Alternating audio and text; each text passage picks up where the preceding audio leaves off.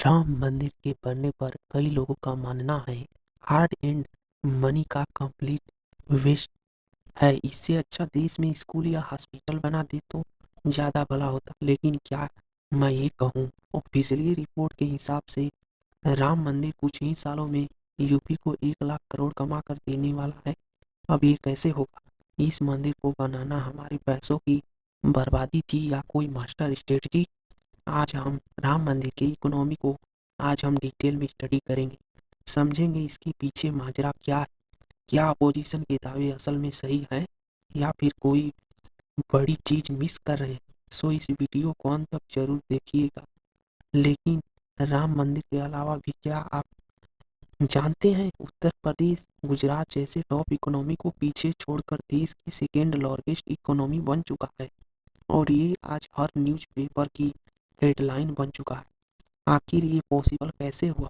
UP की image तो कुछ साल पहले ही गरीब, पिछड़ा हुआ, लॉलेस स्टेट की और बीमारू जंगल राज वाला स्टेट कहा जाता था। इनफैक्ट आप बिलीव नहीं करेंगे, 2012 तक यूपी गरीब में से भी सबसे गरीब स्टेट माना जाता था।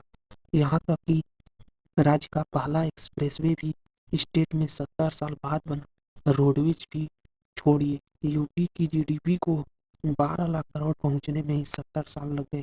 एंड माइंड यू, यूपी की जीरो से हीरो तक की जर्नी है सिर्फ और सिर्फ 6 सालों में हुई है। सालों में यूपी ने अपने जीडीपी को ही डबल कर दिया। वेल फ्रेंड, इस पर रिसर्च करने पर पता चला हमारे सामने आए 4 बहुत ही इफेक्टिव पॉलिसी, जिसमें एक पॉलिसी तो इतनी सक्सेस थी कि यूपी के 3 से 4 स्टेट, राज्य और अंत में सेंट्रल गवर्नमेंट तक कॉपी करने लगे।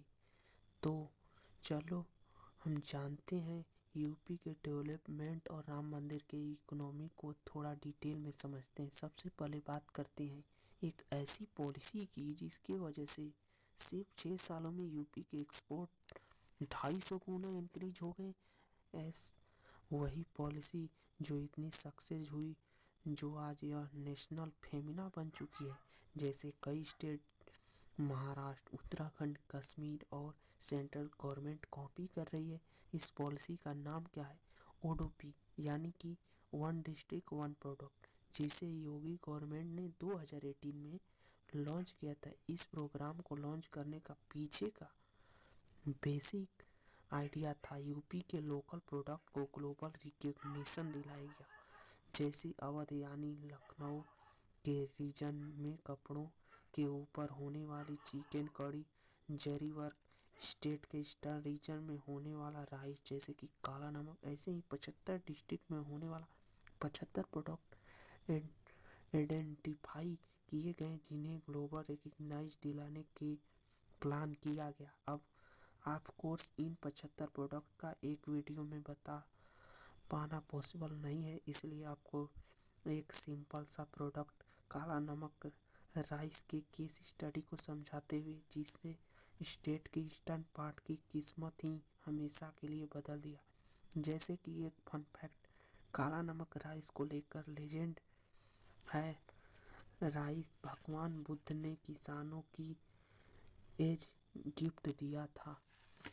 और इस पॉलिसी के पहले की बात करें तो काला नमक फार्मर की कंडीशन बहुत ही ख़राब थी। 2018 में केवल 15 फार्मर काला नमक की फार्मिंग करते थे, क्योंकि उस टाइम राइस की जो मार्केट है, प्राइस केवल 40 रुपये में बिकते थे, यानी कि फार्मर को इस राइस से कुछ खासा कमाई नहीं होता था।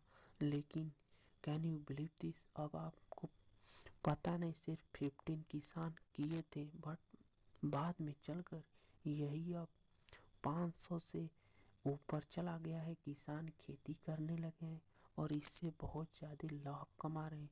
तो चलिए हम आपको और राम मंदिर के बारे में थोड़ा डिटेल बताते हैं। गाइज, आपको हम बता दें कि हर दिन लगभग 5 से 6 लाख लोग राम मंदिर का दर्शन कर रहे हैं। तो आप बताइए, टूरिस्ट बढ़ रहे हैं कि नहीं? लोगों को वहाँ पर फायदा हो रहा है कि नहीं? जितने भी टूरिस्ट रुक रहे हैं पूरे यूपी में सभी देश और विदेश से लोग आ रहे हैं, तो यूपी का डेवलपमेंट हो रहा है, यूपी के लोगों को रोजगार मिल रहा है और यहाँ पर रहेंगे खाएंगे तो सभी यूपी के लोगों का ही तो किनेंगे। तो गाइस ये सब चीज़ के कारण ही यूपी बहुत तेज़ी से आगे बढ़ रहा है। वैसे यूपी के योगी आदित्यनाथ जी ने ये तय करके रखा है कि हम यूपी को 1 ट्रिलियन इकोनॉमी बनाने वाले हैं, जो